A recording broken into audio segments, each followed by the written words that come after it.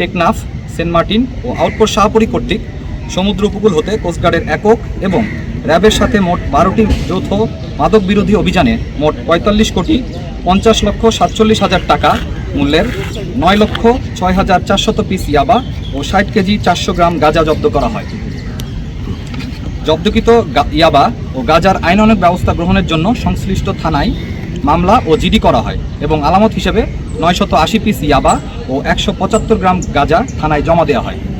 Mona Lisa heavy floor 15 piece প্যাকেটের সাথে 8 পিসের একটি প্যাকেট একদম ফ্রি।